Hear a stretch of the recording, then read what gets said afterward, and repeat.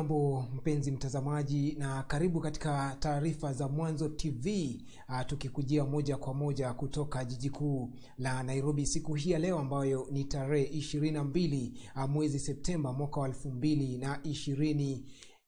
Mimi naitwa Victor Wanaswa na kukaribisha tu andamane kuanzia sasa hadi tamati. Kumbuka tumekuandalia mengi ikiwemo mahojiano na mwanaharakati ambaye amekuwa akipigania haki za kibinadamu nchini Uganda, Stella Nyanzi, ambaye atakuwa anatuelezea kuhusiana na juhudi ambazo zimeweza kupigwa hadi kufikia sasa kuhusiana na kujaribu tu kuimarisha hali ya demokrasia nchini Uganda. Ila hayo ni ya baadaye. Kwa sasa hebu tuanze na taarifa ambazo tumeweza kukuandalia.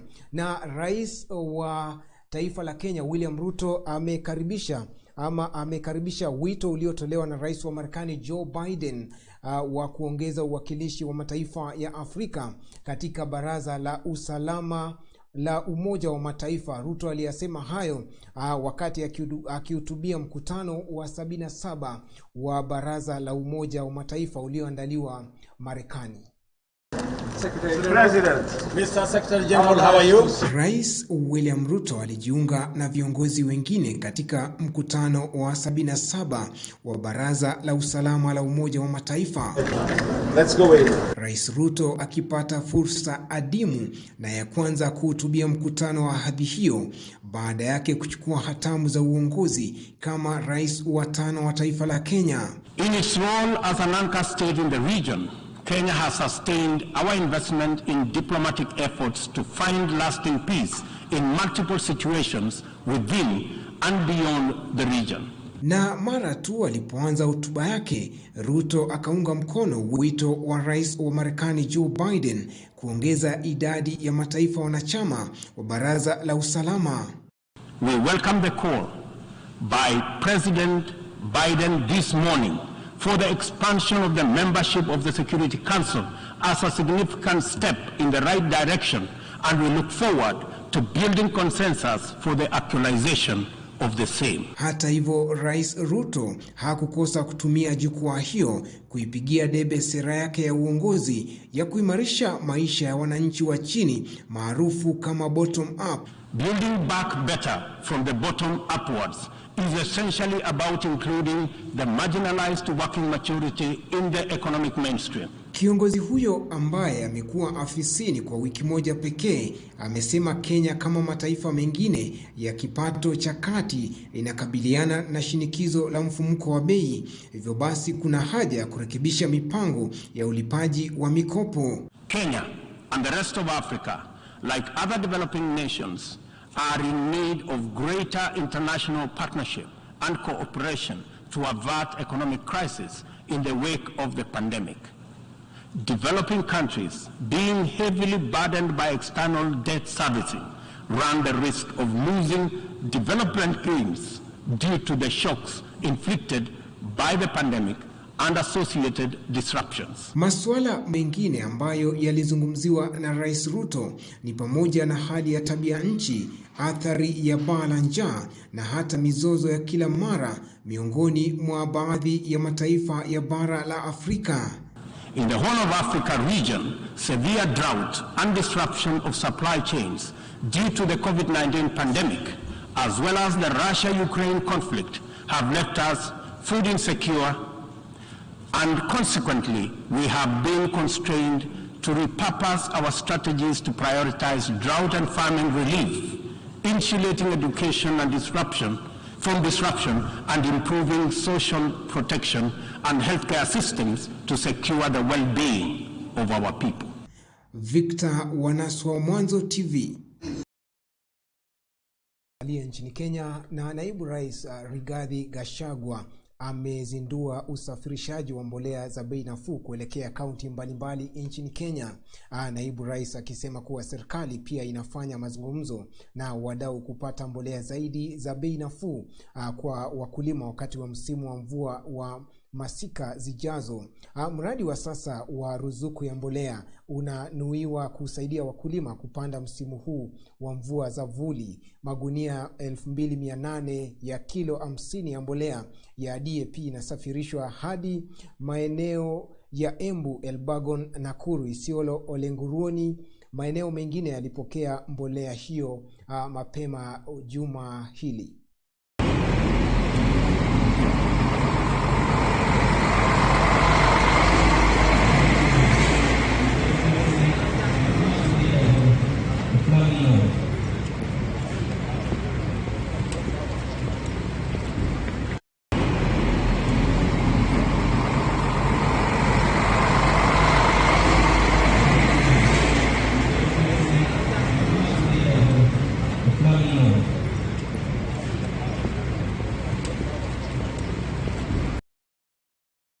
Naam, tuelekee nchini Tanzania ambako Watanzania wanaendelea kutoa hisia mseto baada ya serikali ya taifa hilo kuweza kufuta tozo zinazokatwa kwenye miamala ya kielektroniki. Mwanahabari wa Mwanzo TV Asia Gamba alizungumza na baadhi ya Watanzania na kuandaa taarifa ifuatayo.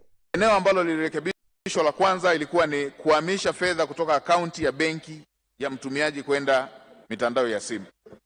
Eneo la pili ilikuwa ni kuhamisha fedha kutoka akaunti ya benki ya mtumiaji kwenda akaunti nyingine ya mtumiaji ndani ya benki husika. Eneo la pili ilikuwa ni kuhamisha fedha kutoka akaunti ya benki ya mtumiaji kwenda akaunti ya benki nyingine. Na eneo lingine ilikuwa ni uhamishaji wa fedha za kimataifa, na eneo lingine ilikuwa ni kutoa fedha taslimu kutoka akaunti ya simu ya mtumiaji na akaunti ya benki kwa mkusanyaji, wakala ama mkusanyaji ama mashine ya kuhesabia fedha za kielektroniki. Kuongezwa kwa wigo wa utozaji huo kwenye tozo za miamala ulipelekea malalamiko hasi kutoka kwa wadau. Wapo waliodhani gharama hizo zote zinaenda serikalini au kutoa fedha hizo imejumuisha gharama za taasisi husika na nyongeza kidogo ambayo ilikuwa imeenda serikalini. Mheshimiwa Mwenyekiti, kufuatia malalamiko hayo, Kamati Kuu ya Chama cha Mapinduzi chini ya mwenyekiti wake Mheshimiwa Samia Suluhu Hassan ilielekeza serikali kupitia upya tozo za miamala na kuzingatia maoni ya wananchi. Wizara ya Fedha na Mipango kupitia wataalamu wake wa bajeti na wataalamu wa sera wakiwashirikisha wadau wamefanyia kazi maelekezo ya Chama cha Mapinduzi pamoja na maelekezo ya Mheshimiwa Samia Suluhu Hassan, Rais wa Jamhuri ya Muungano wa Tanzania, kwa kupitia upya tozo hizo. Mheshimiwa Mwenyekiti, naomba kusisitiza hapa, wataalamu wa Wizara ya Fedha na Mipango wanaohusika na masuala ya bajeti na sera wamefanya mapitio haya wakiwa ofisini, kwa sababu hii ni sehemu ya majukumu yao ya kila siku, tofauti na taarifa zilizokuwa zinazungushwa kuwa wizara imeunda tume ya watu 200 na wanalipwa mabilioni ya fedha. Hakuna tume iliyoundwa, haya yamefanyika ndani ya ofisi. Napenda kuwasilisha taarifa kuwa tumefanya mapitio kama ifuatavyo: moja, kupunguza wigo wa tozo kwa jamii, kuchochea matumizi ya miamala kwa ajili ya fedha, kupunguza fedha taslimu, kurahisisha utozaji na kuzuia utozaji wa tozo husika mara mbili, kwa kuwa utozaji wake kwa sasa ulikuwa unahusisha pande zote mbili, yaani kutoza mara mbili katika eneo ambalo ni transaction hiyo hiyo. Marekebisho yanayotarajiwa kufanyika. Marekebisho hayo ni kama ifuatavyo: kufuta tozo ya kuhamisha fedha kutoka benki kwenda mitandao ya simu pande zote.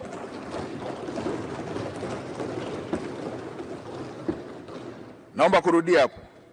Marekebisho yatakayofanyika ni kama ifuatavyo: kufuta tozo ya kuhamisha fedha kutoka benki kwenda mitandao ya simu.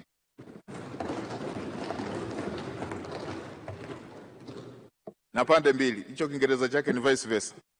Kufuta tozo ya kuhamisha fedha ndani ya benki moja, yani kama NMB kwenda NMB. Kufuta tozo ya kuhamisha fedha kutoka benki moja kwenda benki nyingine, labda CRDB kwenda NMB. Kutowahusisha wafanyabiashara kama ilivyokuwa kwenye kanuni za sasa, merchants wale wadogo wadogo. Kusamehe tozo ya miamala kwenye utoaji wa fedha taslimu kupitia wakala wa benki, yani ATM, kwenye miamala yenye thamani ya chini ya 30,000, na hapa tunalenga wale wanaopokea fedha za kutoka TASAF, jamii, familia ambazo zimebainishwa kuwa ni familia za hali ya chini. F, kupunguza gharama ya miamala kwa 10% hadi 50% kufuatana na kundi la miamala. Ikumbukwe kuwa tozo hii ambayo viwango vyake vinapunguzwa leo hii, tulikuwa tumepunguza kwa 30% kutoka kiwango cha juu iliyokuwa shilingi 10,000, na kiwango hicho tena ikawa 7,000, na kiwango hicho kikapunguzwa kwa asilimia nyingine kama 60 kutoka 7,000 kwenda 4,000. Na sasa tutapunguza kufuatana na makundi ya miamala kwa 10% hadi 50%, ikiwepo miamala ya simu na sehemu ikiwepo miamala ya benki, na asilimia hizo zitazingatia makundi ya miamala na gharama zilizoko kwenye miamala katika makundi hayo. Mheshimiwa Mwenyekiti, marekebisho haya yataanza tarehe 1 mwezi wa 10, yataanza kutumika tarehe 1 mwezi wa 10 mwaka 2022, kutoa fursa kwa mitambo kutengenezwa kwa programu hiyo mpya ambayo imetolewa. Mheshimiwa Mwenyekiti, sambamba na hatua hiyo, serikali itafuta utaratibu wa kodi ya zuio inayotokana na pango kukusanywa na mpangaji. Badala yake, jukumu hilo litarejeshwa kwa Mamlaka ya Mapato Tanzania kwa utaratibu utakaobainishwa kwenye kanuni. Napenda kusisitiza kuwa kodi ya zuio ya pango sio ya mpangaji, bali inapaswa kulipwa na mpangishaji ambaye ndiye anayepokea mapato kutokana na uwekezaji. Ni Waziri wa Fedha na Mipango nchini Tanzania Mwigulu Nchemba akielezea kuhusiana na tozo za miamala. Tutakuwa tunarejea kuweza kusikia Watanzania walisemaje baada ya hatua hiyo ya serikali. Ila kwa sasa asilimia 44.4 ya wanafunzi wa sekondari nchini Tanzania hawaelewi maana ya demokrasia. Haya si maneno yangu, ila ndiyo ripoti ya utafiti ambao uliweza kutolewa na asasi ya elimu nchini Tanzania mwaka huu wa 2022. Mtazamaji, ndiyo ripoti ambayo imeweza kutolewa hivi leo na asasi ya elimu nchini Tanzania, ikisema kwamba asilimia 44.4 ya wanafunzi wa shule ya sekondari nchini Tanzania hawaelewi maana ya demokrasia. Tazama. Asilimia 44 ya wanafunzi wa sekondari nchini Tanzania hawaelewi maana ya demokrasia, huku asilimia 85.5 hawajawahi kushiriki au kushirikishwa katika vikao rasmi vya shule vinavyofanya maamuzi kuhusu mapato na mgawanyo wa rasilimali za shule. Hii ni kwa mujibu wa utafiti uliofanywa na asasi ya haki elimu nchini Tanzania wa mwaka 2022, ukiwa na lengo la kuangalia mchango wa elimu ya uraia katika shule za sekondari, wenye lengo la kumwandaa kijana kujifunza na kushiriki vyema mchakato ya demokrasia nchini. Kaimu mkurugenzi mtendaji kutoka Haki Elimu Godfrey Bonaventura anasema ushiriki hafifu wa vijana katika mifumo ya kidemokrasia ndani na nje ya shule unachangiwa na mapungufu yaliyopo katika mitaala ya elimu ya uraia. Kimsingi sasa hivi Haki Elimu iko katika utekelezaji wa mradi wa kukuza ushiriki wa vijana kwenye masuala ya demokrasia. Na kabla ya kuanza kutekeleza mradi huu, kitu cha kwanza ambacho tumefanya ni kujaribu kufanya utafiti wa kina, kujua hali halisi ya ushiriki wa vijana kwenye masuala ya demokrasia. Kwa sababu tunatumia vijana, basi umri umeangalia miaka 14 kwenda miaka takriban 19. Kwa hiyo maana yake tumejikita zaidi kwenye shule za sekondari, na tumeangalia eneo hilo kwa sababu tunaona kwamba vijana ni eneo ambalo ni muhimu zaidi kwa wao kushiriki kwenye michakato mbalimbali ya demokrasia, hususan ukiangalia namna ambavyo tunatakiwa kuandaa vijana kuwa wananchi, wakimaanisha kwamba ni wananchi vijana ambao wanaweza kushiriki kwenye michakato yote ya kidemokrasia, kushiriki kwenye uongozi, lakini kushiriki kwenye kutoa mawazo, lakini kushiriki kwenye fursa mbalimbali za kufanya maamuzi, lakini pia kushiriki kwenye uzalendo mbalimbali kulinda rasilimali za nchi, lakini pia fursa ambazo zipo.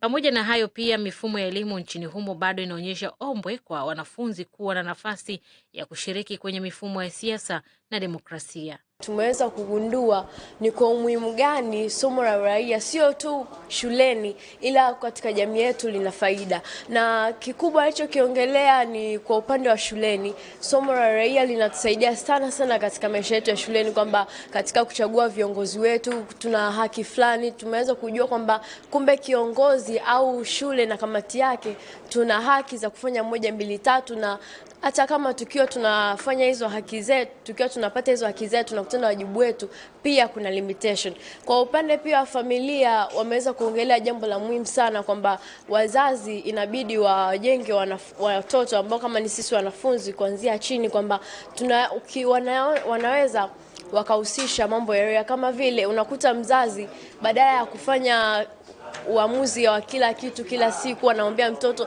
kwa mwisho wa siku mtoto tu anakuwa anasikiliza, anaambia fanya hiki. Lakini mzazi ukimpa mwanafunzi au mwanao nafasi ya kuweza kuamua jambo, mfano unamuuliza mwanangu leo tunakula nini, anaweza anakujibu. Hiyo pia inampa mtoto ile confidence ya yeye kuweza hata kushiriki, kusimama na kuweza kuuliza kitu chochote akiwa shuleni au sehemu yoyote. Vijana inabidi tushirikishwe kwa njia zote, hasa katika masuala ya kufanya maamuzi mashuleni, hata katika level ya familia zetu. Kwa hiyo wazazi pia wana jukumu la kutambua watoto wao wana mchango wa kutoa mawazo yao katika masuala yote yanayowahusu. Sio kwa sababu ya kuwakandamiza, hapana. Ni mawazo ambayo yanabidi yasikilizwe, na baada ya kusikilizwa yale ambayo yanahisi yako sahihi yafanyiwe kazi na yafuatiliwe. Jambo la pili, katika shule, katika mtaala wa somo zima la GS, kama mimi mwanafunzi wa advance, lazima kuna mambo yazingatiwe. Kwa mfano, lazima wanafunzi wasome kuhusiana na katiba ya nchi yao. Lazima wanafunzi wajue katiba ya nchi yao inahusu nini kinachohitajika katika hiyo katiba. Pia haki na sheria za wanafunzi inabidi pia wazitambue wakiwa level ya mashuleni, ili wakiingia mtaani wawe na uhakika kwamba hiki tunachokidai ni haki yetu na nini wajibu wetu. Sehemu kubwa ya jamii imetajwa kushindwa kuoanisha elimu ya uraia na maandalizi ya viongozi wa siasa safi za baadaye, hali ambayo inaelezwa kuchangia jamii kutoa hamasa ndogo kwa vijana kushiriki katika siasa na demokrasia wakiwa bado shuleni. Dr. Liabwene Mtahabwa ni kamishina wa elimu Tanzania. Tayari mchakato wa kupitia mitaala yetu unaendelea, upitiaji wa sera yetu unaendelea, na upitiaji wa sheria yetu unaendelea. Kwa hiyo utafiti huu utapelekwa kwenye kamati ya kitaifa ambayo imeundwa inayosimamia zoezi la mapitio ya mitaala. Nimesema demokrasia ni vema ijengwe juu ya msingi wa uzalendo, na nikatoa mfano ni sawa na ibada. Kwenye imani zote, ibada inayokubalika ni ile inayotoka kwenye moyo safi. Moyo ukiwa mchafu, ibada yako inakuwa haina maana. Na demokrasia kama haina msingi wa uzalendo ule wa kumaanisha nchi yangu, si kitu kingine, nchi yangu mimi, niko tayari mimi kuifia nchi yangu, ndipo demokrasia itaweza kushamiri na kuleta yale ambayo taifa linahitaji. Watanzania hatuna rasilimali ya maana katika taifa hili kama mtoto. Linda Tanzanite, ole wako usahau mtoto. Linda mlima Kilimanjaro, ole wako usahau mtoto. Linda bahari na vitu vya ndani yake, ole wako usahau mtoto. Linda wanyama wa porini, ole wako usahau mtoto. Linda ardhi isiharibiwe, ole wako usahau mtoto. Ndio maana nimesema kama tuna akili ya kutosha na tunamaanisha kuleta maendeleo ya kweli, anza na ulinzi, usalama na ustawi wa mtoto. Mtoto lazima alindwe kwa nguvu zote. Mtoto lazima apewe nafasi ya kuenjoy utoto wake, acheze, afurahi. Usipofanya hivyo utajikuta unadhani una watoto, kumbe una watoto kwa umri, lakini watu wazima. Sasa hatutaki kuwa taifa la watoto wa umri lakini utoto hawana. Awe mtoto kujumulisha utoto, ndio upate mtoto wa kweli. Lakini mtoto kutoa utoto ni mtoto fake. Haki ya elimu inatoa mapendekezo ya mapitio ya mtaala wa elimu ya uraia. La kwanza kubwa kabisa, tunaomba na hawa vijana, kwa sababu ni vijana, kujaribu kufanya mapitio ya miongozo yetu mbalimbali, na wao waweze kuingia kwenye mifumo ya kiongozi ambayo iko shuleni. Kwa mfano kamati za shule, kwa mfano bodi za shule, iwepo hata nafasi 2 au moja kwa wanafunzi. Lakini kingine ni kujaribu kuangalia sasa mapitio ya mtaala na kujaribu kuona mambo gani ambayo tumeyabainisha kama changamoto tunaweza tukayafanyia kazi kama nilivyozungumza, namna ya kutekeleza mtaala, hasa kwenye kufundisha hiyo masomo kwa vitendo. Na jambo lingine ambalo tumelizungumza hapa ni jamii sasa kujaribu na wao kushiriki, kuwafanya hawa vijana waweze kujihusisha sana kwenye michakato ya kidemokrasia. Asia Gamba, Mwanzo TV. Mbele na Watanzania wanaendelea kuibua hisia mseto baada ya serikali ya taifa hilo kufuta tozo zinazokatwa kwenye miamala ya kielektroniki. Mwanahabari wa runinga ya Mwanzo Asia Gamba alizungumza na baadhi ya Watanzania na kuandaa taarifa ifuatayo. Serikali ya Tanzania ilitangaza ama kupunguza tozo za miamala ya kielektroniki. Miongoni mwa malengo ya kupunguza ama kufuta kabisa tozo hizi ni kupunguza ukali wa maisha ambao umekuwa ukilalamikiwa na raia wa nchini Tanzania. Na tozo zilizoondolewa ni zile tozo za kutoka benki moja kwenda benki nyingine, tozo za kuhamisha fedha kutoka benki kwenda mitandao ya simu pande zote, na zile za tozo ya kuhamisha fedha kutoka benki moja kwenda ndani ya benki moja. Lakini je, wananchi wenyewe wanasemaje? Yaani kiukweli imeweka ugumu wa maisha. Kwa mfano mimi ni wakala, na hapo mwanzo kabla ya tozo nilikuwa napata kamisheni nzuri mpaka 700,000 kwa mwezi. Ni kweli kwa kiasi fulani zinawaumiza wananchi. Hasa hizi Watanzania walio wengi wanatumia miamala ya simu kuliko benki, na kuwa na tozo kwenye miamala ya simu kwa kiasi fulani imelalamikiwa sana na wananchi. Maoni ya tozo ambazo zijadiliwa bungeni, hizo ziko katika mfumo wa kisheria. Tozo hizi za miamala hizi kutoka ni ngumu kidogo na zitachukua muda, kwa sababu tunaona mimi ninachosema ni kwamba kama zinajenga madarasa, zinalipia ada si watoto, si zinajenga barabara, lakini kuna kitu ambacho walisema kwamba wanataka waweke flyover. Hiyo tunaitamani kweli kweli. Flyover, unajua ukisema takwimu wanaipia Dar es Salaam. Flyover kutoka Faya mpaka Mwembe Chai. Mimi kweli miamala ya kutuma pesa kutoka simu kwenda benki sifanyagi. Uamuzi wa kuondolewa kwa tozo umesubiriwa kwa takriban zaidi ya mwezi mmoja baada ya serikali kutangaza mabadiliko ya tozo yaliyoanza kutumika Julai mosi mwaka huu, tozo ambazo zilikuwa na makato mara 2. Akitangaza uamuzi wa kufuta tozo au kupunguza, Waziri wa Fedha na Mipango nchini Tanzania, Dr. Mwigulu Nchemba, alisema serikali imepunguza wigo wa tozo kuchochea matumizi ya miamala ya kielektroniki ili kupunguza fedha taslimu, kurahisisha utozaji na kuzuia kutoza tozo mara 2. Kwa mujibu wa Dr. Mwigulu ni kwamba wamesamehe tozo za miamala kwenye utoaji wa fedha taslim kupitia wakala wa benki na ATM kwa miamala yenye thamani isiyozidi shilingi 30,000. Vile vile alisema umepunguza gharama ya miamala kwa 10% hadi 50% kufuatana na kundi la miamala. Kufuta tozo ya kuhamisha fedha kutoka benki kwenda mitandao ya simu.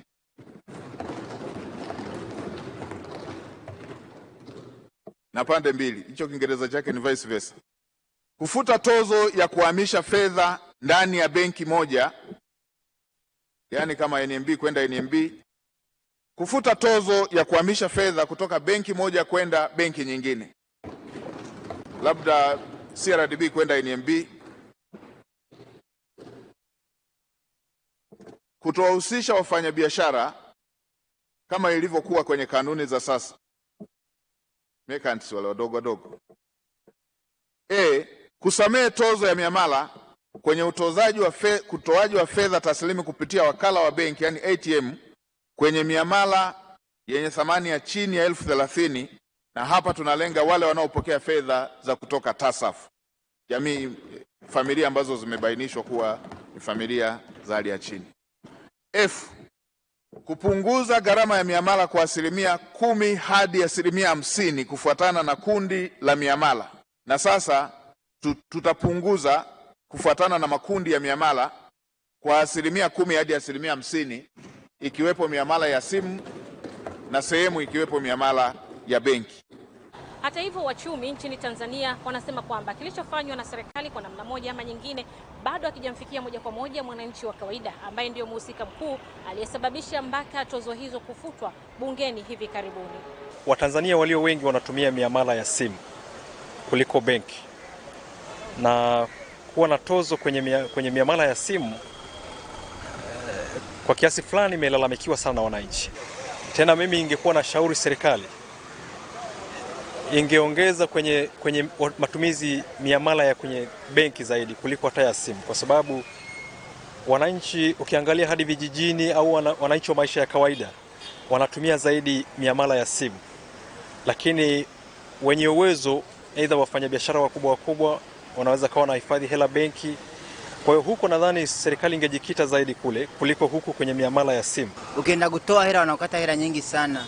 Kwa muda mpaka muda mwingine unaogopa kumtumia mtu akikuomba kama shilingi 10,000, unaanza kujiuliza, je, na 10,000 mfukoni hii, je, nikimtumia hii 10,000 wakishakata ile hela, wakikashakata ile yale matozo yao, atabakia na shilingi ngapi, na ile hela utakayomtumia itakuwa haitoshi tena. Kwa muda mwingine unajikuta hata kuwasaidia wazazi haiwezekani, kutokana kiwatumia hela hapo kijijini, hela ndogo, maisha yenyewe ni magumu, hela unayopata kwa siku kiasi unachopata kwa siku ni kiasi kidogo. Kwa kule tena nataka ile kuwatumia tena kwenye mtandao wanakata, unajikuta hata ile hela unayopata haitoshi kabisa yani. Kuhusu mambo ya tozo, bado tu hawajatutendea haki. Kwa sababu moja au mbili. Sababu ya kwanza, pale watu wanaofanya miamala ya kuanzia 60,000 waliosema mpaka chini ni watu wa hali ya chini. Yaani kama vile bodaboda, kama vile watu wanaofanya biashara ndogo ndogo. Sasa at least wangesemaje kuanzia laki mpaka 1,000 ndio watoe tozo. Hilo lingekuwa jambo rahisi, yani kwenye simu ili kuendelea kuanzia 200,000, 300, 4 hiyo tozo ikaendelea ingekuwa vizuri. Kwa staili hiyo bado hapo hawajatutendea haki. Serikali ilipanga kutumia tozo kuelekezwa katika ujenzi wa madarasa 8,000 nchi nzima, ambapo mahitaji yanakadiriwa kuwa 17,000.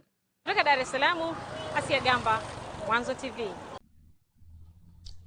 Naam, shukran sana. Jinsi nilivyokuwa nimekuarifu ni kwamba tupo studioni na mgeni ambaye atakuwa anatuelezea mawili matatu kuhusiana na jinsi haki ya kidemokrasia imekuwa ikipigania nchini Uganda, na si mwingine ila ni Stella Nyanzi ambaye ni mwanaharakati wa haki za kibinadamu, msomi na vile vile ni mwandishi. Yuko studioni kwa mahojiano ya moja kwa moja aweze kutuelezea yuko hapa nchini Kenya, shughuli ambazo anaendelea kufanya na vile vile jinsi amekuwa akipigania haki za kidemokrasia nchini Uganda. Na kwa kuwa Kiswahili akifahamu, na itakuwa inanibidi ni changanye ndimi na kuweza kuzungumza lugha ya Kiingereza. Welcome to Mwanzo TV, Stella Nyanzi. Thank you very much. It's wonderful to be here. Thank you, Victor, for having me. Now, tell us why you are here in Kenya, your trip to Kenya, and why you decided to return to East Africa. Right. So currently, I live as an exile. I belong to the Writers in Exile program of PEN Germany. And Kenya is my home. When I was a child in 1980s, my father and mother ran to Kenya as refugees. They were fleeing because of the civil wars that were happening in my country. Yeah. We had civil war fighting against dictator Idi Amin. And then we had civil wars that ushered in Yoweri Museveni, who came as a revolutionary.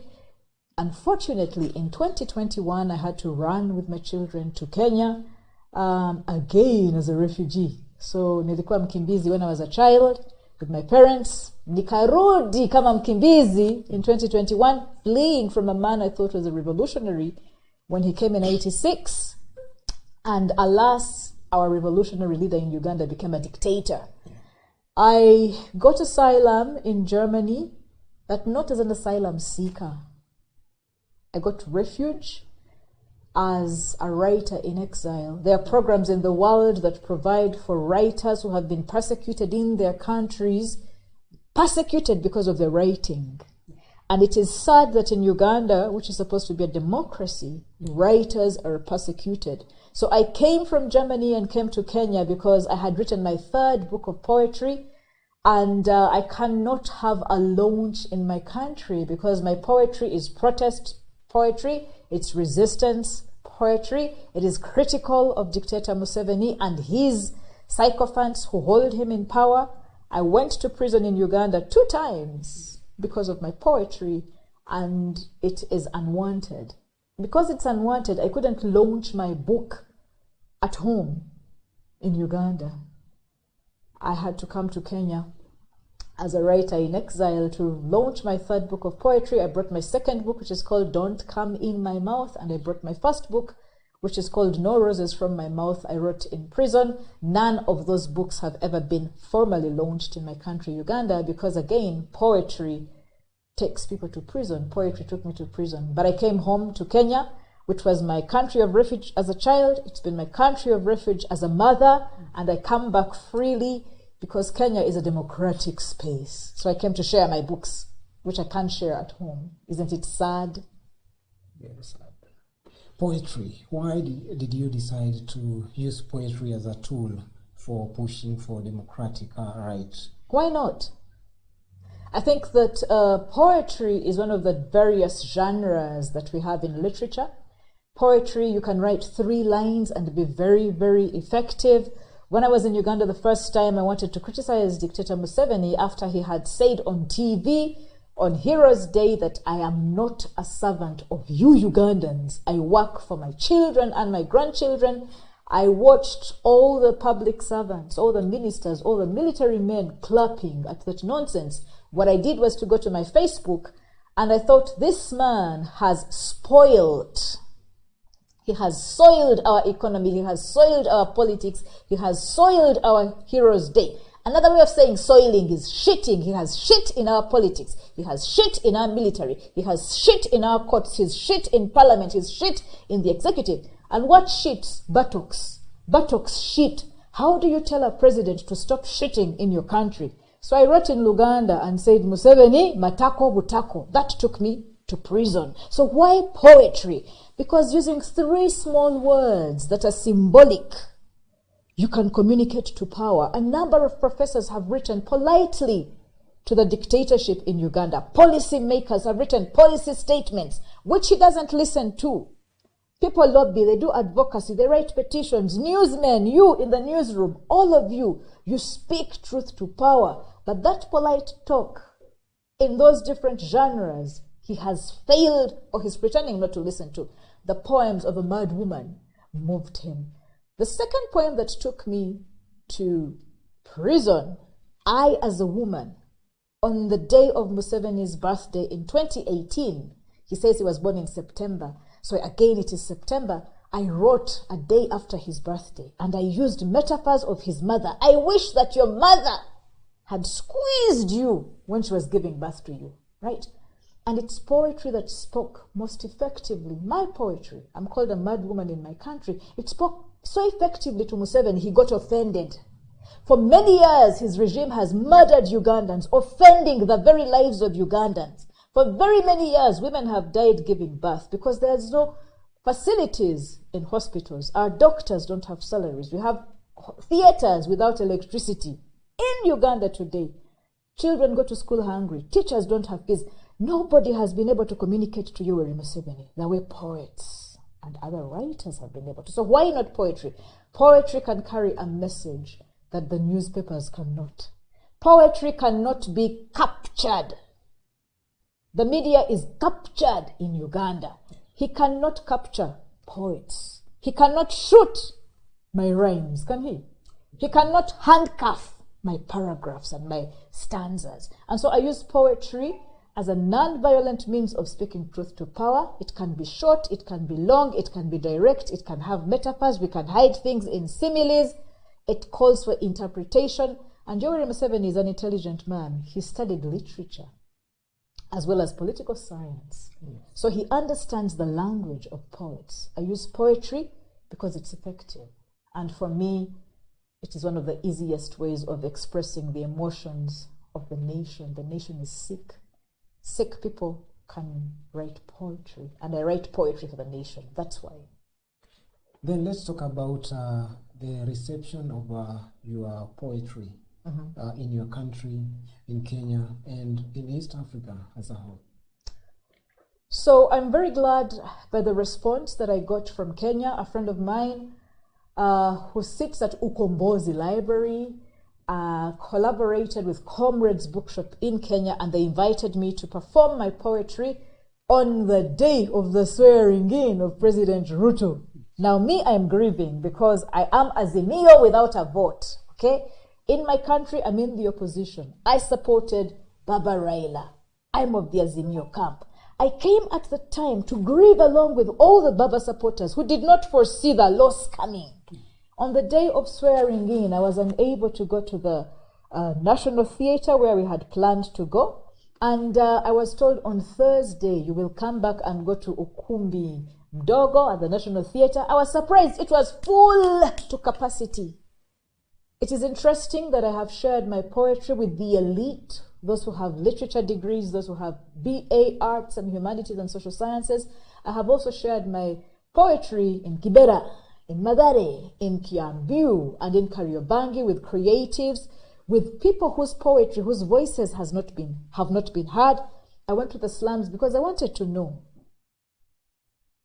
how do the poor people in Kenya live their lives? I'm not hearing poets talking about the poorer parts of Kenya.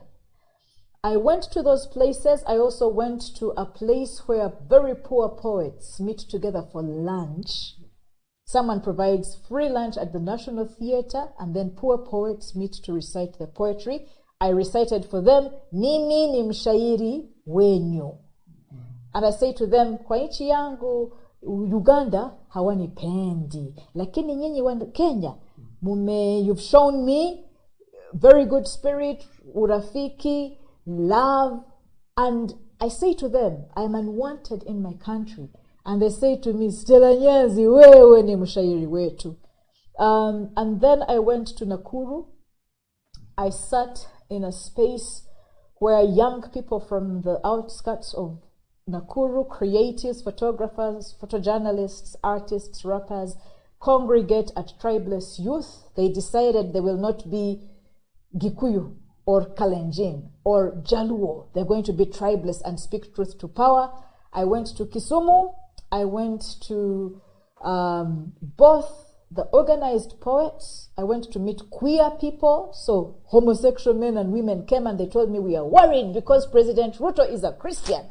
We are worried he might copy the homophobes in Uganda. We are very worried for us because at least in President Uhuru's time, we had some freedom. I also met members of the social justice and peace movement in Kisumu, and there we were chanting chant songs, and I encouraged them to protect the democracy in Kenya, because if President Ruto called Dictator Yoweri Museveni the father of East Africans, I told Kenyans to be very careful. I told the creatives and the poets in Kenya, you have received me. Let me share the wisdom that comes from Uganda.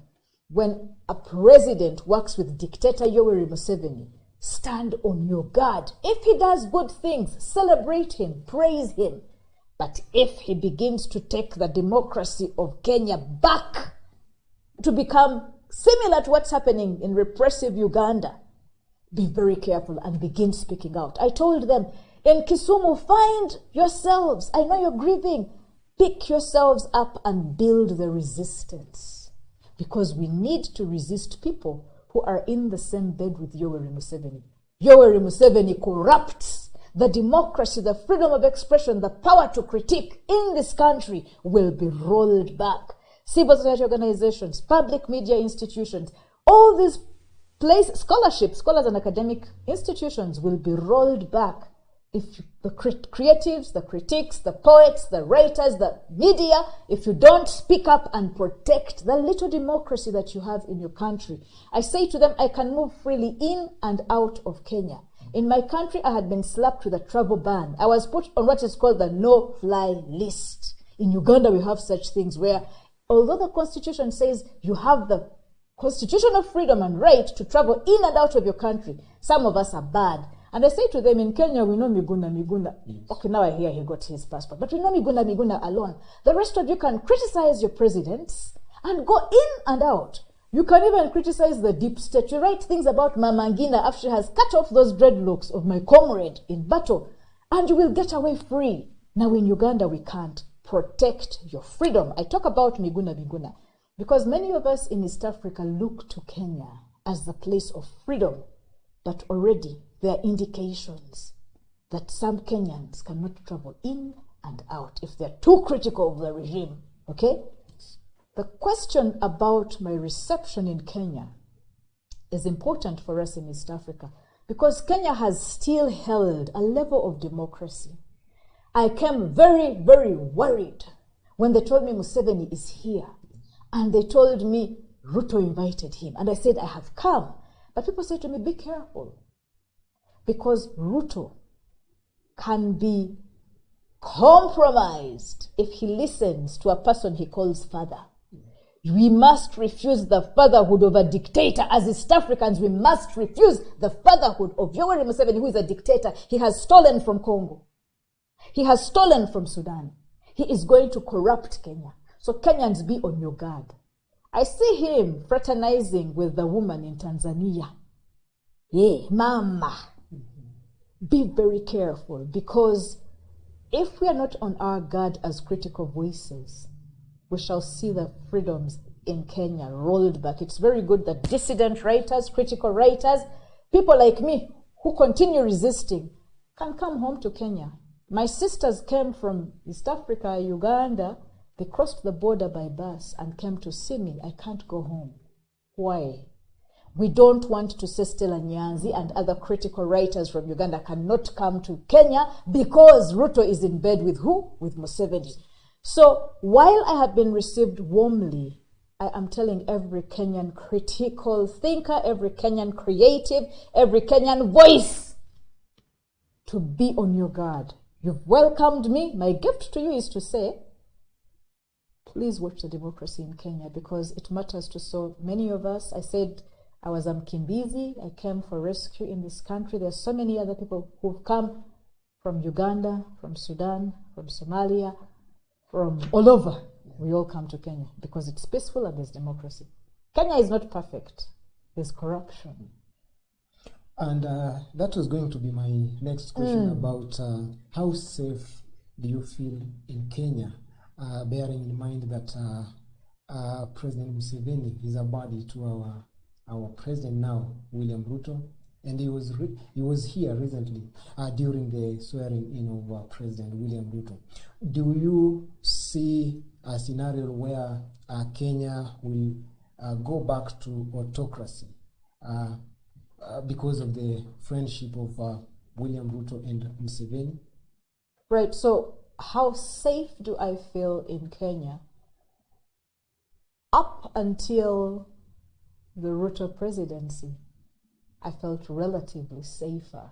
That is why when my lover was abducted back home in Uganda, when the campaign manager on my team was abducted back home in Uganda, when opposition critical voices were getting abducted and disappeared into unknown detention facilities in Uganda, when my life was at risk, I fled to Kenya.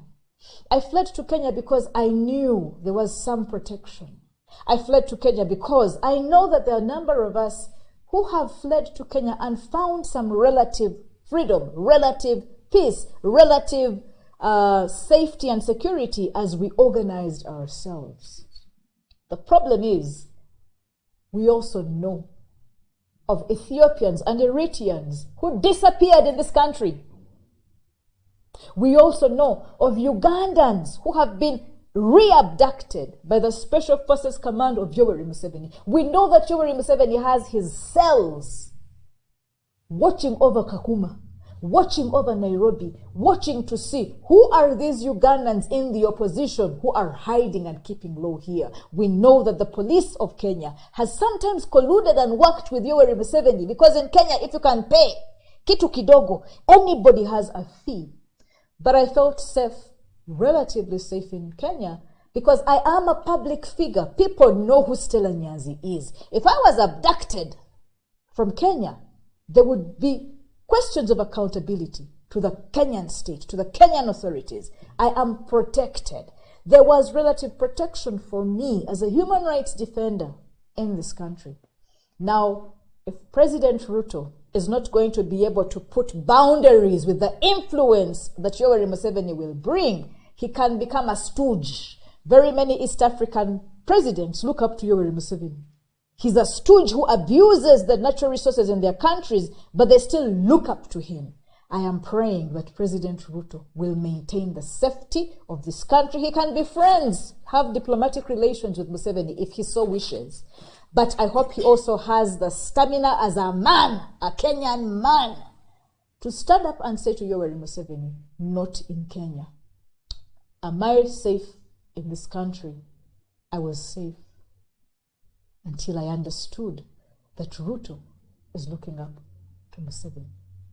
I hope that even when he looks up to Museveni, he will still observe human rights. We know Ruto's record. He worked with dictator Moi. We know he was in the internal security ministry of dictator Moi. We know who he is. We may have forgotten the ICC record that Ruto has, but we know. And so, whether I'm safe or not, I continue to speak truth to power. When I was meeting all the other poets and creatives the last 10 days I've been in Kenya, I say to them, if Ruto serves you well, although he is not my president in Kenya is Baba Raila, okay? Even if Ruto serves you well, I will praise him. For me, I speak truth to power. If he's a good president, I will praise him. If he's Rachel, his wife, is praying religiously for the good of the country, I will praise her. If they bring the devil into State House and into Kenya, I will criticize them. And if it compromises my safety, I will tell the world Kenya is no longer safe. Today, I feel safe. I've gone to Kenyan TV. I've been covered by the newspapers. I still feel safe even though I speak out. And what we appreciate in your country is we can still criticize power. They will not like it, but they will not kill us. Although people remind me there was a man called Ngugi wa Thiong'o. What happened to him? He was critical of a dictatorship in Kenya. And so while I'm praising this country for being safe for critiques, we must remember we have a particular history where people such as Ngugi wa Thiong'o were exiled and they couldn't come home for a long time. So all I'm saying is today I'm safe. Let's watch and see. And the first time that critical voices see the safety being rolled back, we should open our mouths and speak out, because that is how you check and make oppressive power accountable.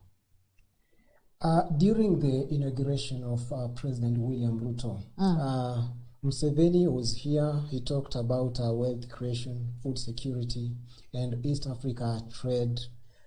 Do you think he can speak on this with authority, considering his record in Uganda? So you've mentioned wealth creation, you've mentioned food security. What was the third? East Africa trade. Trade. Yeah. Regional trade. Yes. I mean, for me, look, I am a critique of Yoweri Museveni. Wealth creation. He is one of the biggest plunderers, the biggest thieves out of the pocket, the natural resources of Uganda. He calls our oil as a nation his oil.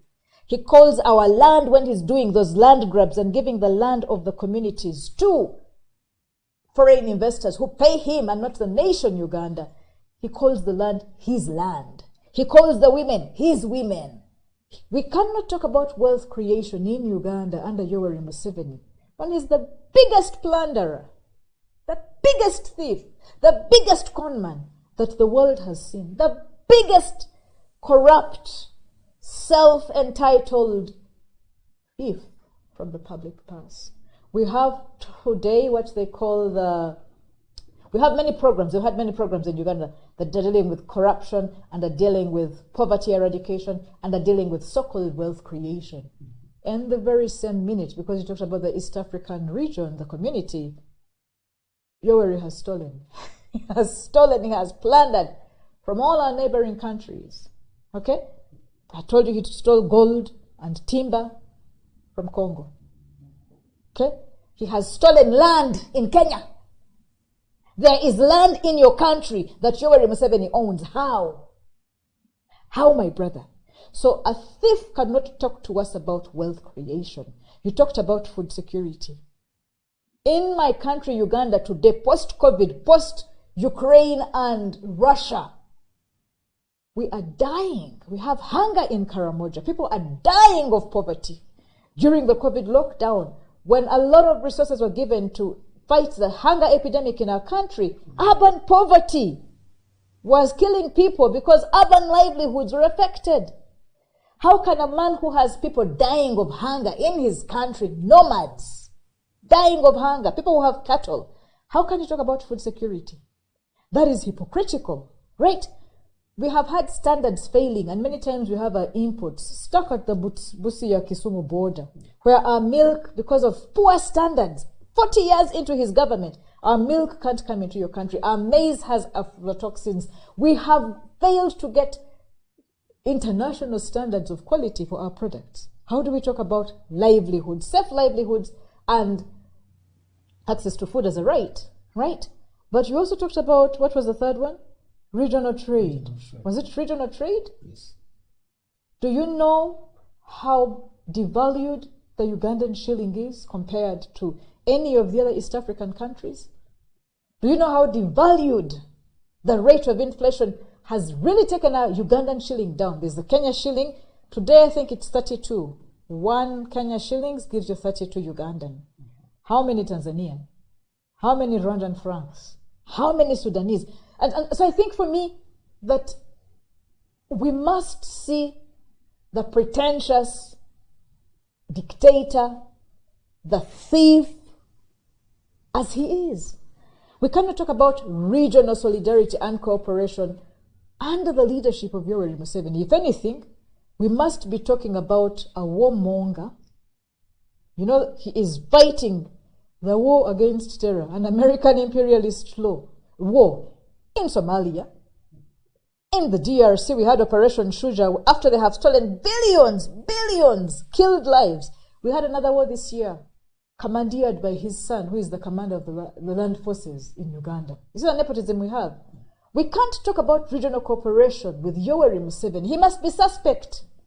He is suspicious. When you see Yoweri Museveni, run. He has sold Ugandan girls into slavery in Arabia, in Jordan, in Oman, in the Emirates, all over Arabia. That policy works for him. And they're not just taken there as slaves. Their body parts are sold to the highest bidder. Okay? So how can he take care of East Africa when he's failed to take care of small Uganda?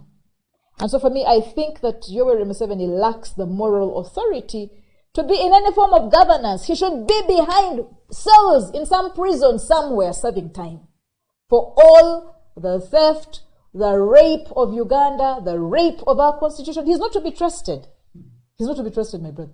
And then fighting for democracy in Uganda is something that has comes with it's a move that comes with a cost.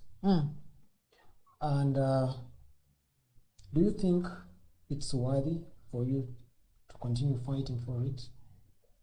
What is the alternative? What is the alternative? I believe in freedom, period. I believe in freedom to live freely, whether it is freedom of expression, one of the tenets of democracy, whether it's freedom of association. I associate with those I want, I assemble with them, even if we are assembling to speak truth about a dictator, even if we are protesting on the streets. I believe in the right to a fair trial. I believe in right to life. I believe in civil and political rights. All those are parts of democracy. What is the alternative? To live as a slave, to live subjugated, to live oppressed? What is the alternative? To stop fighting? I think for me that I will stop fighting when the issues are over. It doesn't matter if it costs. I think for me, the desire for freedom, for myself, for my children, for my family, for my community, for my nation, for people who visit my nation, the desire for freedom is a genuine desire. I cannot live if I'm not free, right? So is it worth it to fight to be alive? I can't live without talking. I can't silence myself. That is to die. And so I think for me that the fight for democracy, the fight for freedoms, the fight to go away from a man who grabbed and captured power of the people and get the people back to the people, that is the fight to be alive. It is the fight to be free. If I'm not free, I feel like I'm dead. I feel like I'm closed in. And so I keep fighting because I believe in the fight for democracy. It may be dangerous, but every day I see inroads. Every day I see the army of fellow combatants growing. Every day you keep chipping away, small chunks at a big tree. One day that big tree will fall. History shows us that all dictatorships eventually die. All dictatorships eventually build. What one must do is to build the resistance, build the revolution, build the liberation, and that's through the fight for democracy. And I think for me that even when my political party gets into power, I will still be a critique, because I don't merely critique Museveni for the sake of it. I criticize anyone that takes away the democratic space, the freedom, the liberty that Ugandans are entitled to inherently. And then we have people who accused you for abandoning the fight for democracy when you left Uganda and headed to Germany. What is your response to that? Well, my response is that a dead soldier cannot keep fighting. I was poisoned when I was in prison. Without getting treatment and medication to detoxify, I would be dead. I was beaten when I was in prison by prison wardresses, and I lost my baby. I never ever received post-abortion care because everybody would say, all the medical personnel would say, we understand your problem, but we don't want to be implicated. Our practice license might be taken away. Our clinic might be deregistered. So I had to find a space of healing. Retreat is not surrender. Retreat is not surrender. We retreat in order to heal our wounds. I've been wounded, my brother. My mind was wounded during combat on the front line for non-violent struggle. My body was wounded. My aspirations and dreams were wounded. My relationships were wounded. My children's security and safety was wounded. Every night that I slept on the floor of prison, my children slept alone because I'm a single mother. And so I needed to withdraw from Uganda in order to heal myself and rebuild. There is nothing wrong with retreat. I also want to say that my biggest weapon in the struggle for liberation in my country has been my writing, my pen, my words. As I told you, when I was in prison, I was writing poetry and publishing. When I was in exile in Kenya, I was writing poetry and publishing. Now I'm in exile in Germany. I'm still writing. That is why I can come back home to East Africa and share my poetry. I haven't stopped taking care of the business I have to take care of as a critical speaker of truth to power. I continue doing my work. If withdrawing in order to create a space of safety, in order to take care of my own well-being, is a form of giving up, then I give up. But I think for me, that in long, protracted struggles for freedom, every once in a while, a soldier must retreat, undo their bandages. Me, I had so many bandages. I had been beaten left, right, and center. Mentally, emotionally, physically, financially, I had to withdraw. Undo those bandages, which nobody sees when they hear my voice and they see me on the front line. Take care of the wounds. Press out the pus. Put some healing medicine. Take a little rest. It is important to rest. For those of us who are at the leadership of any struggle, feminists, anti-capitalists, socialists, whatever you are, environmental protection people, speakers of truth, whatever we are, it's important for us to withdraw kidogo. Take care of ourselves, re-strategize. The last thing I want to say about that is that the opposition in East Africa generally, but in Uganda, and I observe it more and more in Kenya, are very tired. We don't have new methods of making inroads into oppressive power. What we need is to sit down and re-strategize. You don't re-strategize on the front line. You have to withdraw, re-strategize, rejuvenate, refuel, do education, political education, encourage the freedom fighters and foot soldiers. Let the thinkers begin doing the thinking. You don't think at the front line. And that is why sometimes the most important freedom fighters we have in Africa, but also in the rest of the world, often went away for exile to think and recalibrate and re-strategize, and then we come back with new ideas.